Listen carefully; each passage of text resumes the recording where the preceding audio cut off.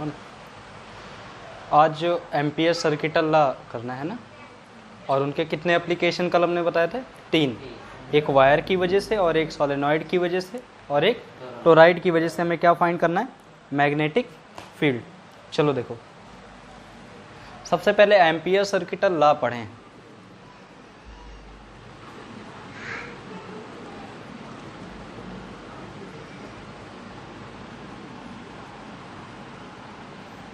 देखो, ampere circuital law के according अगर हमारे पास एक कोई करंट कैरिंग वायर है, इसके चारों तरफ हम एक इमेजिनरी लूप बना लें। इमेजिनरी लूप कैसा भी बना सकते हैं, मैंने बताया था, मगर बाद में जब उसकी लेंथ पता करना हो तो तुम्हें उसका आंसर आना चाहिए। तो ये इमेजिनरी लूप को बोल देते हैं एम्पियर लूप। ठीक, तो अगर हम इसका स्मॉल पार्ट ले ले और पूरा इंटीग्रेट कर दे, पूरा इंटीग्रेट करना है, मतलब बी डॉट डी एल का कंप्लीट इंटीग्रेशन किसके बराबर आएगा? म्यू नॉट आई। तो इसको अगर हम पूरा, आई क्या है? आई जो ये करंट है इनसाइड द लूप। ठीक है, अगर इसको डिफाइन करना हो तो कैसे लिखेंगे? The close line integral, the close line integral of magnetic field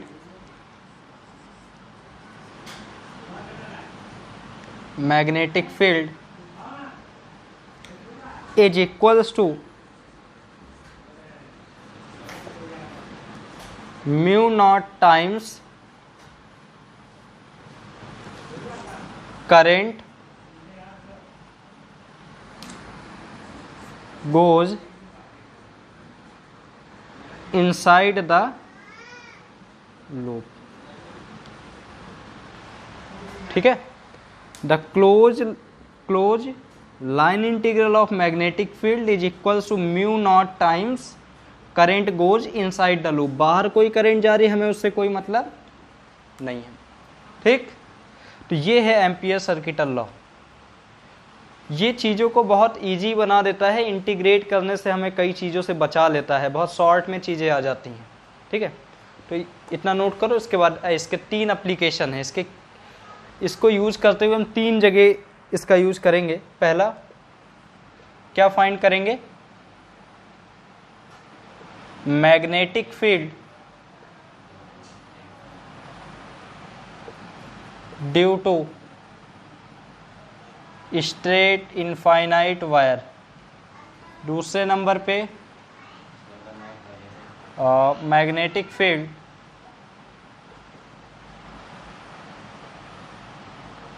due to solenoid. Third number पे magnetic field due to toroid. ठीक, ये एप्लीकेशन है। जैसे गॉस थ्योरम में 3 एप्लीकेशन पढ़े थे ना, ये एप्लीकेशन है। Application means use of Ampere circuital law. ठीक है, नोट करो इतना, फिर आगे पढ़ो।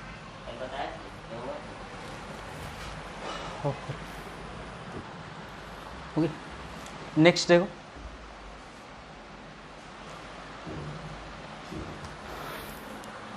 Magnetic field due to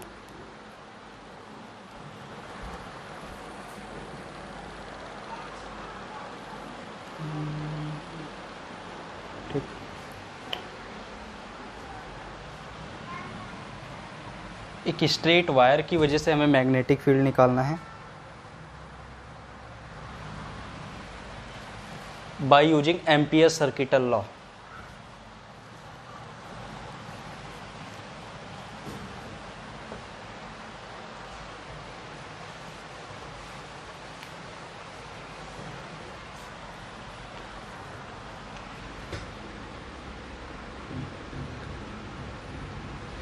derive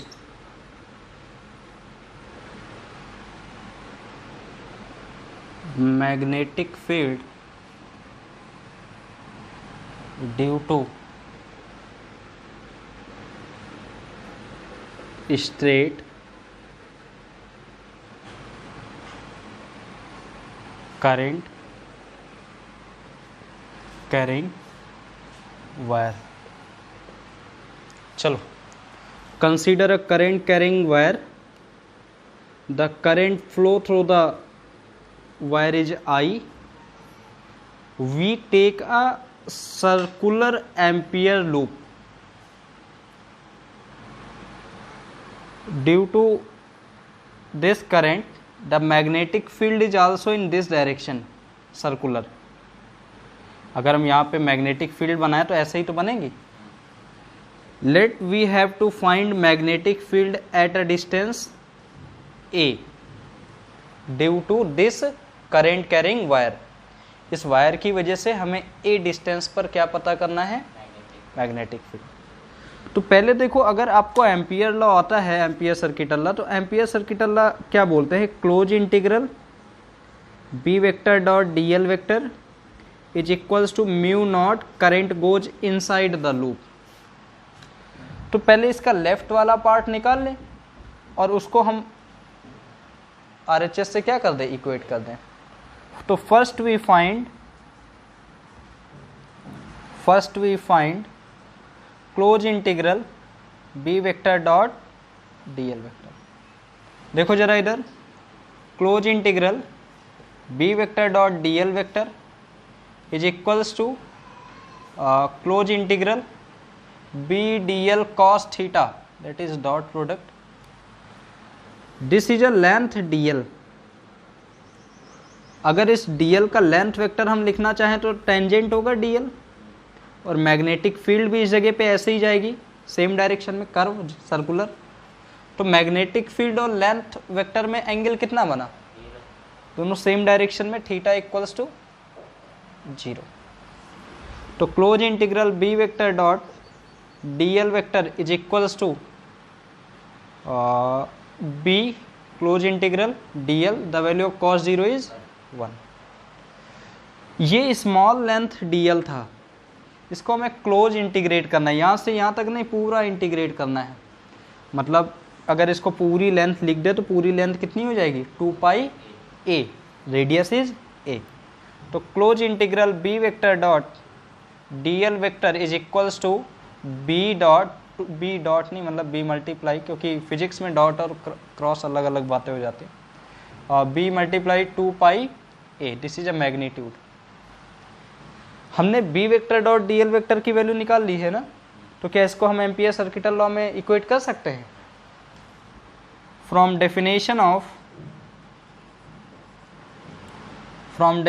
of Ampere circuital law, close integral B vector dot D L vector is equals to mu naught I. ये तो पता है आपको.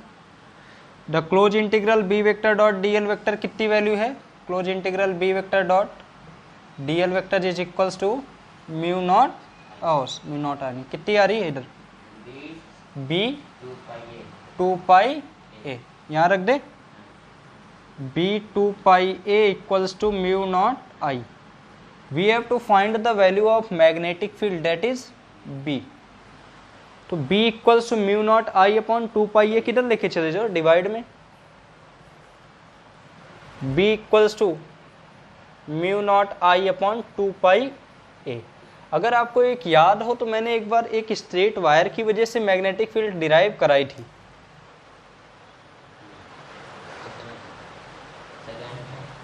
चलो बता भी देते हैं. अगर हमारे पास एक स्ट्रेट वायर है तो इसकी मैग्नेटिक फील्ड कितनी आती थी, mu naught upon 4 pi A I sine theta 1 plus sine theta 2. अगर इनफाइनाइट लेंथ का था तो ये कितना हो जाता था, 0 और 0, मतलब जो ये 90 और 90, साइन 90 की वैल्यू 1, साइन 90 की वैल्यू 1 और इसकी भी वैल्यू 1, तो कितना हो जाता 2. स्ट्रेट वायर हम करा चुके हैं प्रीवियस लेक्चर्स में, ठीक है। वहाँ पे देखो, वहाँ पे मिलेगा एक, जब हमने थीटा मान के माना था एकदम नीचे एंगल थीटा, तो फॉर इनफाइनाइट लेंथ के लिए मैग्नेटिक फील्ड कितनी आती थी, वहाँ पे सॉल्व करने पर म्यू नॉट आई, और ये θ1 θ2 2/4πa, ये इससे कट गया 2, तो आ तो रहा है b equals to mu naught I upon 2πa।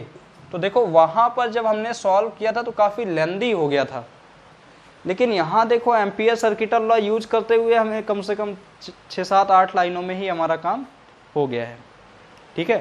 तो ये यूज है या फिर एक नया मेथड है मैग्नेटिक फील्ड फाइंड करने का। आप चाहो तो वहाँ का भी यूज करो तब भी आंसर वही आ रहा, ये एम्पियर सर्किटल लॉ यूज करे तब भी आंसर वही आ रहा, ठीक है। नोट कर लो इसे। कंसिडरेशन स्टार्टिंग में जरूर लिखना, जो स्टार्टिंग में बोले थे, जो तुम मान रहे हो सकता हो आपका मानना हो कि ये रेडियस r है, तो आप r मान लो। आपका मैग्नेटिक फील्ड वैसे b से ही डिनोट करते हैं, मैग्नेटिक फील्ड और से नहीं डिनोट करना, नोट कर लो,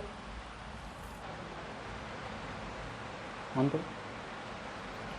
अब देखो, अब हमें मैग्नेटिक फील्ड निकालना है, एक स्ट्रेट वायर की वजह से हो गया। नेक्स्ट सोलेनॉइड,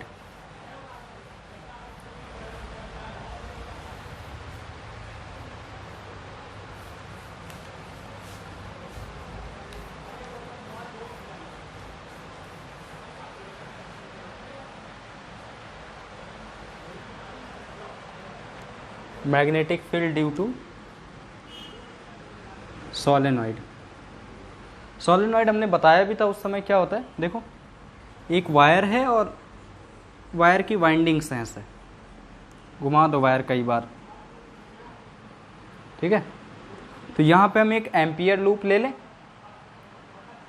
एम्पियर लूप कैसा ले लेते, सर्कुलर तो फिर नहीं बनेगा, हाँ, तो रेक्टेंगुलर ले लेते, वो चाहे जैसा ले लो उससे फर्क तो पड़ेगा नहीं, ठीक। Consider a solenoid having total number of turn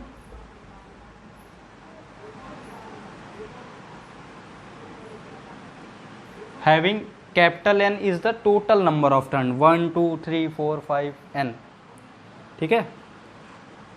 the solenoid नहीं, this is the length L, जो ये लेंथ L है सोलेनॉइड की नहीं है, ये इस एम्पियर लूप की है। अभी एम्पियर लूप तुम इतने में बनाते तो लेंथ ये होती, ठीक है। And the current flow through the solenoid is I. This is ampere loop A, B, C, D. Take it as rectangle. So for applying ampere circuital law, firstly we have to find closed integral. For applying ampere circuital law,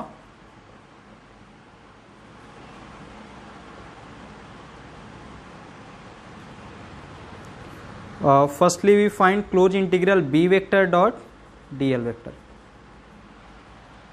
अगर मुझे b vector dot dl vector चाहिए तो पहले a से लेके b तक का b vector dot dl vector निकाल लें, फिर b से लेके c तक b vector dot dl vector निकाल लें, फिर c से लेके d तक का b वेक्टर dl वेक्टर निकाल लें, और d से लेके a तक का b vector dot dl vector निकाल लें। तो देखो, अगर आप ये हटा दो तो क्लोज इंटीग्रल चाहे करना है तो कर लो, या फिर इसको हटा दो, ठीक है। क्लोज यहाँ कुछ नहीं, इंटीग्रेट कर रहे हैं। a से लेके b तक पूरा इंटीग्रेट किया, b से लेके c तक, c से लेके d और d से लेके a तक, क्लोज हो गया। तो क्लोज इंटीग्रल हो गया कि नहीं b vector dot dl vector. ये dl क्या है, dl is a length, small length of that ampere loop, and that ampere loop having length l। First point a to b, loop is in a to b direction and the magnetic field is also in this direction। सही करो इसे। Magnetic field भी इसी direction में होंगी। देखें, ऐसा मान लेते हैं कि ऊपर से करंट बाहर की तरफ आ रही है, ऊपर से करंट बाहर की तरफ और नीचे से अंदर की तरफ जा रही है, ऐसे। तो भाई देखो, ऊपर से करंट, मैग्नेटिक फील्ड निकालने के लिए right hand thumb rule use करेंगे। तो ऊपर से करंट बाहर, तो मैग्नेटिक फील्ड इधर, तो मैग्नेटिक फील्ड भी उधर और लेंथ वेक्टर भी इधर। तो थीटा कितना बना फर्स्ट केस में? अरे 90 कहाँ बन रहा, 0। देखो लेंथ भी उधर जा रहा और वो भी उधर जा रहा। तो इस केस में कितना हो गया? B d l cos 0, integrate from a to b. दूसरे में देखो थीटा कितना बन रहा, मैग्नेटिक फील्ड तो ऐसे जा रही, लेकिन जो हमारा ये है एम्पियर लूप, ये ऊपर की तरफ जा रहा है, तो 90 बन रहा। तो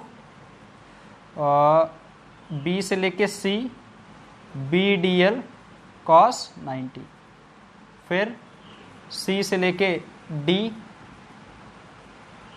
बी डी एल। इसमें देखो कितना बन रहा है, कुछ भी बन रहा हो। देखो इस वाले केस में सोलेनॉइड के बाहर मैग्नेटिक फील्ड नेग्लेजिबल होती हैं, तो यहां पर किसकी वैल्यू हो गई? 0। यही 0 है, थीटा कुछ भी बन रहा हो, मुझे उससे कोई मतलब नहीं, 0 vector.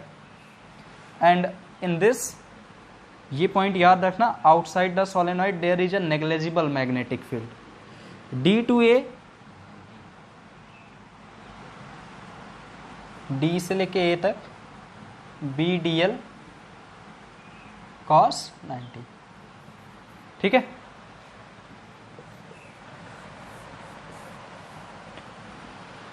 cos 0 1,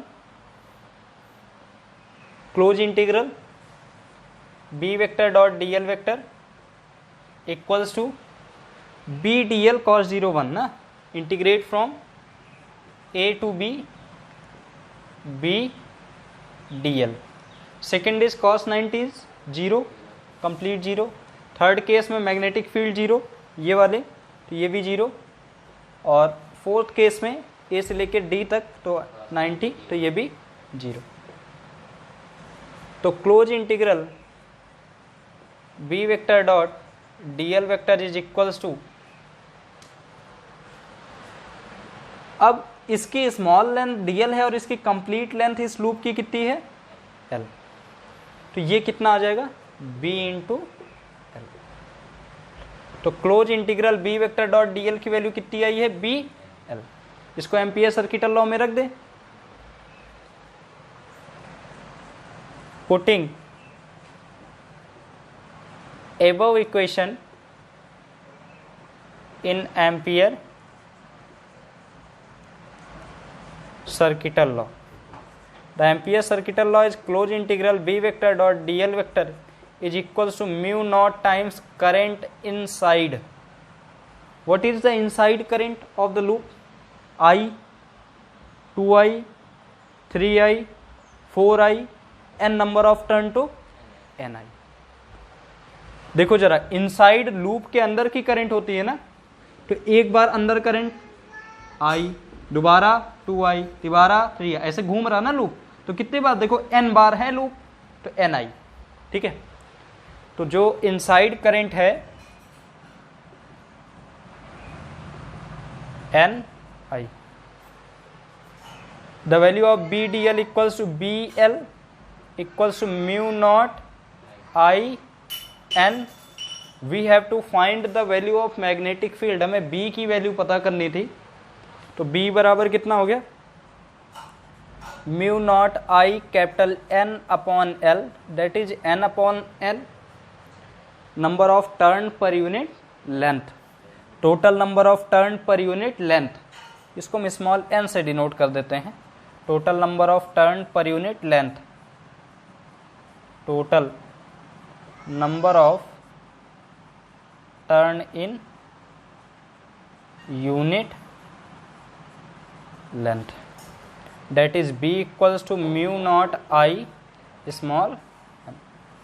This is a magnetic field, ठीक है, of the solenoid। कोई दिक्कत?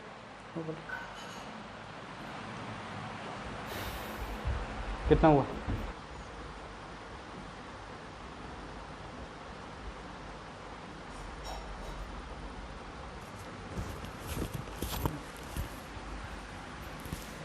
देखो सोलेनॉइड की वजह से मैग्नेटिक फील्ड हो गई हैं। इसके बाद टोराइड,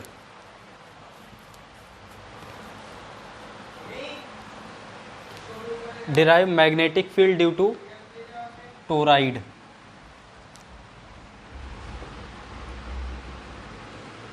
अब देखो टोराइड है क्या पहले तो,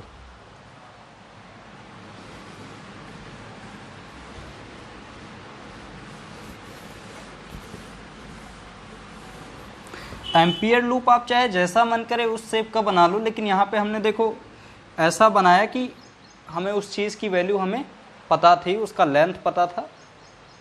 आप चाहो तो चाहे जैसा लूप बना लो।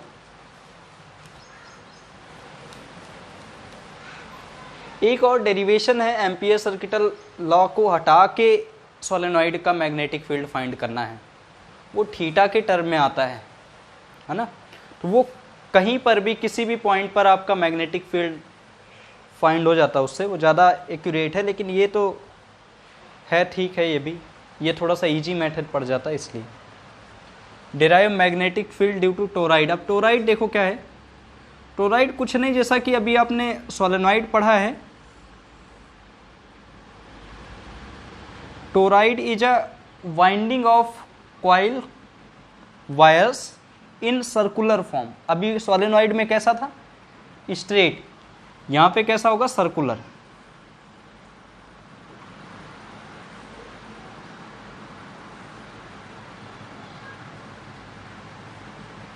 चलो एक बार बनाते हैं इसे, फिर देखते हैं क्या इरेज करना है।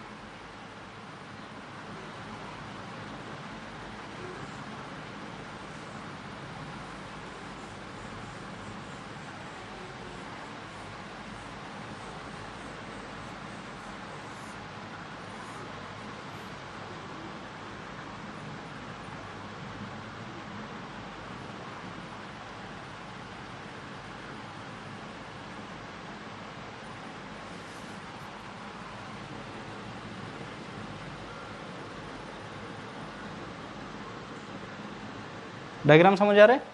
एक वायर लिया, ऐसे घुमा दिया, ठीक है। This is a toroid. Let suppose this toroid having total n number of turn. n is a total number of turn. We take a ampere loop. For ampere loop we take a circular whose length is small length in this direction dl. Magnetic field भी इसमें ऐसे ही बनेंगी और वो भी उसी direction में होंगी, मैग्नेटिक फील्ड भी। और B और DL अगर सेम डायरेक्शन में होंगे, थीटा कितना बनेगा, 0 डिग्री। किसके बीच में, B एंड DL के बीच में, ठीक है। Consider a toroid having n number of length. The current flow through the toroid is I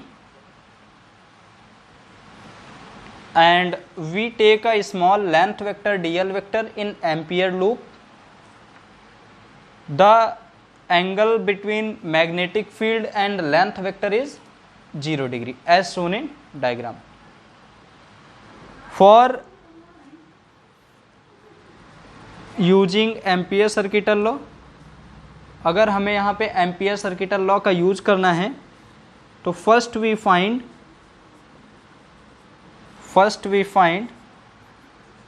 close integral b vector dot dl vector. Close integral b dl cos the angle between length vector and magnetic field is 0. The value of cos 0 is close integral b dl. b अपनी जगह, इस dl को complete integrate कर देना है। ये भी लिख लेना, the toroid having circular of radius r। Toroid circle form में होता तो उसका रेडियस भी होगा, उसका रेडियस एम्पियर सेंटर से फ्रॉम कितना है, एम्पियर लूप से कितना है, एम्पियर लूप से जो कि सेंटर में माना है कितना है, r। The total length, small length is dl, the total length is 2 pi r।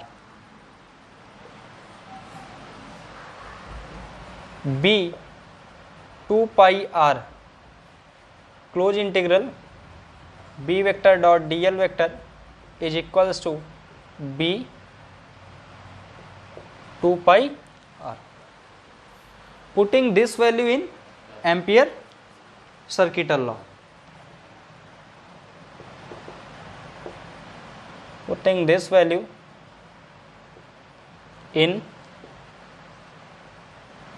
Ampere circuital law. Ampere circuital law क्या है? Close integral b vector dot dl vector is equals to mu naught current inside. What is current inside the loop? 1i, 2i, 3i, 4i, 5i, 6i, number of turn n, so ni. The current inside the loop equals to ni. ठीक है. The value of b vector dot dl vector is equals to b 2 pi r equals to mu naught ni. The value of b equals to mu naught ni upon 2 pi r. What is 2 pi r? 2 pi r is a circular length, complete length of the loop. Total number of turn upon length, number of turn per unit length, small n से denote करते हैं. Total number of turn per unit length 2 pi r. वहाँ पे straight था तो capital length जो है वो l थी. यहाँ पे स्ट्रेट नहीं, सर्कुलर लेंथ है तो 2 pi r हो गया. तो इसकी जगह क्या लिख सकते हैं? Small n. b equals to mu naught i small n. Small n is a number of turn per unit length. This is a magnetic field due to toroid by using, किसका यूज किया है? Ampere circuital law. ठीक है, आगे चलो इसको लिखो.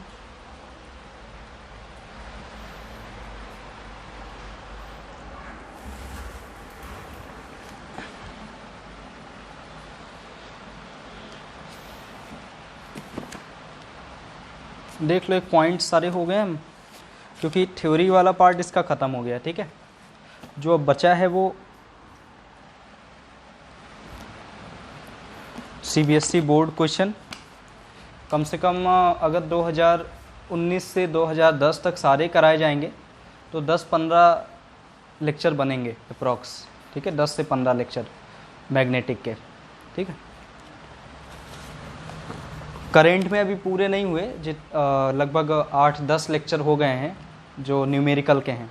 Numerical मतलब जो बोर्ड क्वेश्चंस के हैं. ठीक है, 10 न्यूमेरिकल के, 10 के आसपास हो गए हैं ना. तो 6 थ्योरी के थे और बाकी उसके थे.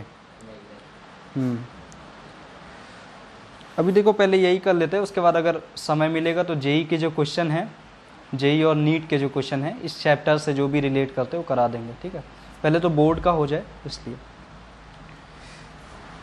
चलो यहाँ पे देखो, ये सारे टॉपिक एक बार क्लियर कर लो. ये हो गया कि नहीं हुआ? ये सब तो हो गया. वोल्ट मीटर अमीटर का कन्वर्जन हो गया है ना. सेंसिटिविटी ऑफ गैल्वेनोमीटर भी हो गया है. टॉर्क हो गया है ड्यू टू कॉइल, तभी वो गैल्वेनोमीटर उसी प्रिंसिपल पर ही काम किया था ना. Parallel current carrying wire same direction में अट्रैक्शन और अपोजिट डायरेक्शन में रिपल्सन फोर्स लगता था. Force between 2 parallel current carrying conductor, और वहाँ से हमने डिफाइन 1 एम्पियर भी किया था. ठीक है, उसके बाद एक स्ट्रेट वायर में कितना फोर्स लगेगा? IBL sin थीटा. Force due to straight current carrying wire place in a magnetic field. Charge करा दिया था, जब charge magnetic field, moving charge in a magnetic field. 5 चीज़ें फाइंड कराई थी. उसके बाद साइक्लोट्रॉन भी हुआ था, वही उसी का यूज करते हुए साइक्लोट्रॉन क्या करता है? चार्जेस को एक्सीलरेट कराता है साइक्लोट्रॉन ना. और एम्पियर सर्किटल लॉ हो गया है, एम्पियर लॉ.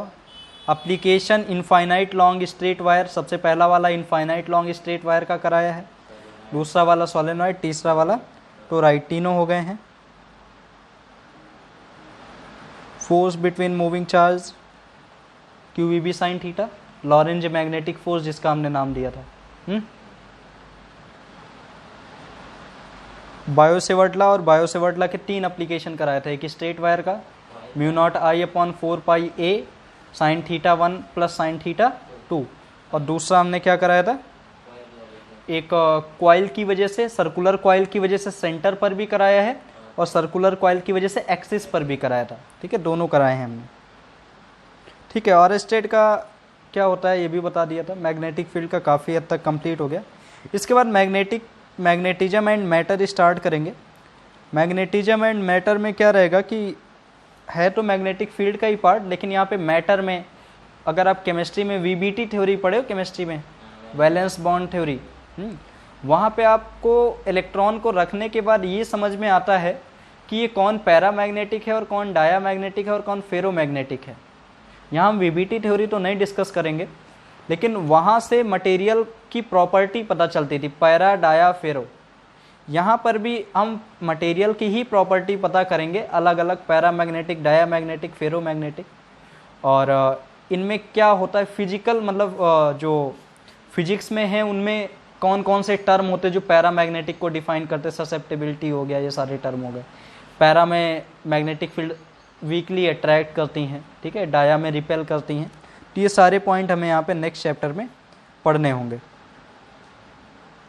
और हाँ, ये मैग्नेटिज्म एंड मैटर में थोड़ा सा हमें ऐसा काम करना है कि जो आपने स्टार्टिंग में डाइपोल पढ़ा है, डाइपोल, एक्सियल, इक्वेटोरियल, टॉर्क, ये सब पढ़ा है ना, तो उन चीज़ों का याद रखते हुए हमें डाइपोल यहाँ पर पढ़ना है। लेकिन यहाँ इलेक्ट्रिक डाइपोल नहीं है, मैग्नेटिक डाइपोल है।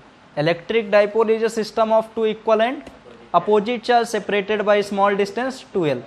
यहाँ पे मैग्नेटिक डाइपोल है। Magnetic dipole is a system of two equal and opposite magnetic strength that one is a north pole and another is south pole separated by a distance 2a। ठीक है, तो वो electric dipole के जितने भी derivation थे सब इसमें करने हैं। ठीक है, एकदम सेम वैसे ही, बस वहाँ टर्म इलेक्ट्रिक डाइपोल यूज किया था, यहाँ कौन सा टर्म यूज करेंगे, मैग्नेटिक डाइपोल यूज करेंगे। ठीक है, तो डाइपोल हो जाएंगे, पैरा, डाया, फेरो। हिस्टेरेसिस भी है इसमें, हिस्टेरेसिस क्या होता है उसी समय बताएंगे। और यही सारे टर्म हैं। कुछ अर्थ में मैग्नेटिज्म कैसे आया, तो मैं जब ये चैप्टर भी स्टार्ट किया था तो हमने बताया था कि यहाँ पे अर्थ की मैग्नेटिक फील्ड लाइन जो है इधर से इधर जा रही होती, तो नॉर्थ की डायरेक्शन तभी आपका मैग्नेटिक कंपास बताता है इधर नॉर्थ है। इधर ही क्यों रहता है, ईस्ट वेस्ट की डायरेक्शन में क्यों नहीं रहता, क्योंकि मैग्नेटिक फील्ड जो अर्थ की हैं वो साउथ से नॉर्थ की तरफ जा रही होती हैं। ठीक, तो ये मैग्नेटिक फील्ड अंदर क्या कोई मैग्नेट रखा हुआ है, ऐसा कैसे आया, शायद बताया भी था उस समय, कोर की वजह से मूविंग, जो थ्योरी अभी बता रही हैं। ठीक है, क्योंकि कोर पे कोई अभी गया तो है नहीं, थ्योरीज यही बता रही कि कोर की वजह से, मगर कोर पे जाना तो वहाँ तो टेम्परेचर इतना, प्रेशर की वजह से टेम्परेचर इतना ज़्यादा है कि वहाँ तो कुछ भी जाना ही पॉसिबल नहीं है, तो देखा किसी ने नहीं। ठीक है, बाकी फिर नेक्स्ट डे वर्किंग करते हैं। और इंडक्शन और एसी फर्स्ट बुक में, EMW भी बचा है फर्स्ट बुक में, कंप्लीट हो जाएगा जल्दी। करंट हो गया, स्टार्टिंग का कैपेसिटेंस हो गया, इलेक्ट्रोस्टैटिक हो गया, अभी न्यूमेरिकल शायद बचे हैं कुछ के, तो न्यूमेरिकल कराते हैं हम।